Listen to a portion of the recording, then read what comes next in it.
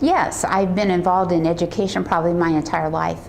I knew at a point in my life I needed to make a change. And so therefore I decided I wanted to work a little bit with adults rather than the students that I've been working with.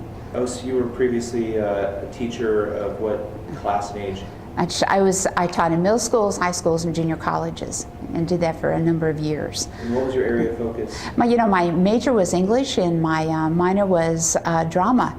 So I was not only an English teacher, but I also coached drama and speech and debate. So I've done a lot of things in my entire life with communication skills, which is really what I consider myself to be, not only an English teacher, but I also consider myself to be an artist in the art of communicating with all types of people. So you made the transition into the corporate world and now do corporate trainings.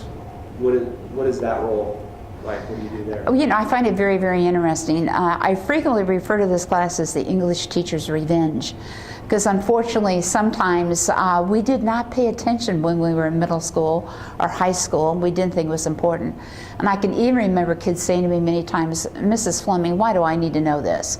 And I responded, "Because I'm telling you to," which was probably not a very good response, but at the same time, it's very true. They didn't understand why they needed to know it. And now, here's the statistic. On a 40-hour work week, the average worker spends 28 hours in front of a computer screen writing. So this skill, we used to communicate differently, having a conversation, but now we're writing. We are doing email, text messaging, letter writing is what we're doing. So it's a whole transition in the way we're communicating, and we need to improve these skills. Because let's face it, people are judging you because of what you're writing. Right, and so in the modern world with emails, what are some of the mistakes people are making that they don't know they're... I hate to say this, it goes back to my 7th grade English teacher, who I referred to as Buffalo Bertha. She was really kind of a nasty lady, but she made us learn it. She drilled every day on grammar. She gave us exercises to make me do it. I think a lot of this comes back to basic English grammar. Subject-verb agreement. Where do you put that comma? Semicolon. What's a semicolon? Why do I need to have that? Even in an email, it's important that you be correct because people are looking at it. And let's face it, if you're sending emails out with errors, people either think you're careless or they think you're illiterate. And I don't think you want to be seen as either of those. So what are some of the... So you create a safe place for these people to sort of admit where they're I'd say usually when I go into an organization, the first thing I do is try to make them understand that I'm not here to be critical, I'm here to help them. And I think we have to decide upon their level of expertise. So frequently the very first thing I do is give them some kind of an assessment to see what their level is. I mean, and when I go with a company, I really like to contact them beforehand and say, where are we gearing this conversation? Are we talking about upper management, middle management, or are we gearing this towards new hires? Are we talking about millenniums? Are we talking about Generation X? Are we talking about the good old baby boomers? Where does this training need to be geared? And that's where I try to do. I also try to make people understand that a one-day class is not going to fix all their problems, that they're going to have to continue to work on this after today. So therefore I have them set some goals, and then I say to them, we're going to write things down today, and then I want you to review these every day for 20 to 30 days. If you would do that, I promise you're going to improve your grammar. Once you improve your grammar, you're really going to find yourself being a better writer. So you have the communicators, the people actually faced with the other businesses or customers on that side, but then the managers who actually inspire their employees to communicate better. What do you do to sort of help train them in a way? Well, I say to them, you've got to, just because you're saying, it's not a quick fix.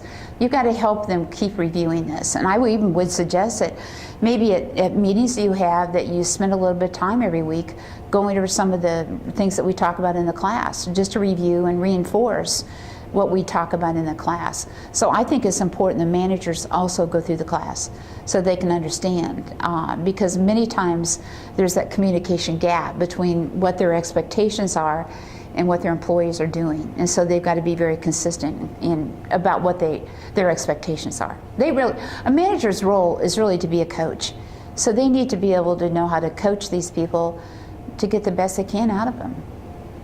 So it's not a one-size-fits-all prescription for a company going forward, and for their solution may be different. How does that change? And By industry, what do you sort of see?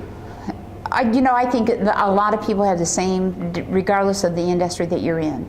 I think there's a lot of things that people have in common as far as errors that they make. And you know what, I've been all over this country. I've worked with a number of different organizations, and it really comes down to just some basic writing skills. Whenever I go in and talk about writing, whether they're writing an email, a 200-page technical report, whether they're writing a novel, or an article for a newspaper or magazine, there's certain steps you need to go through regardless of what you're doing. And many people just sit down at that computer screen and begin to write, and they don't give any thought to what it is they're trying to write. This is the way I always go about it. You plan, you draft, you edit, you proof. I don't care. I don't care if it's an email or whether it's a novel. You've got to plan, you've got to draft, you've got to edit, you've got to proof. So the planning part of that, it's not necessarily catering your, grammar sounds sort of formal, but that's not necessarily what you're looking for. You're looking to sort of craft somebody's message to their audience. Absolutely I am, and I think that's true. I also talk about that. The very first thing I ever have anybody write in one of my classes is purpose. What's the purpose of this document that you're presenting? Why are you writing this? Because if you don't know why you're writing it, they're not going to know why they read it. It also is important that you identify the audience, because you're going to write differently to the CEO, the CFO, the board of directors, the professors, the lawyers, than you are to the people that are new hires that maybe don't understand your craft and exactly what you're doing. So to be able to understand that audience is paramount. So very important that they understand who they're writing to. And how can, once they do tighten up their grammar in a way, how can it impact their career? Absolutely it can. I mean, I had a lady one day, which was really kind of sad. She almost came to me in tears and said, "I'm sorry, I did not take this class about 3 weeks ago." She said, "I was just up for a promotion. It came down to me and another person." She said the other person got the job. So she said, "I was upset because I've been with this company longer, I have more experience, I felt like I deserved the job, I really felt like the job was mine, and they gave it to the other person." She said she went home and cooled off and came back and asked, "Why did I not receive that promotion?" When she applied, she had in her resume with a cover letter, and they found grammatical errors on her cover letter and said, "We can't have someone in this position who makes grammatical errors. It's a definite impact on the way that your career goes." And you know what? It's one of the things you can fix. And I always say this, once you have a skill, no one can take it away from you. And if this is one of these skills you lacked, if you did not have Buffalo Bertha when you were in 7th grade, it's never too late for you to learn this skill. And once you got it, it's yours the rest of your life. So grammar can be construed as maybe sort of a boring subject. I mean, absolutely. So how do you make it fun and engaging for? Well, I think that I always say I'm as good as my audience, and so you get a little feedback with that. You've got to have humor. You're right. You cannot have hammer grammar home all day long. It's really boring. I know that it is. So I really do pride myself on the fact that we have interaction. We do group work. You know, we do things together. We get up, we move around. We sing a little bit. So maybe sometimes we'll dance a little bit. It kind of depends.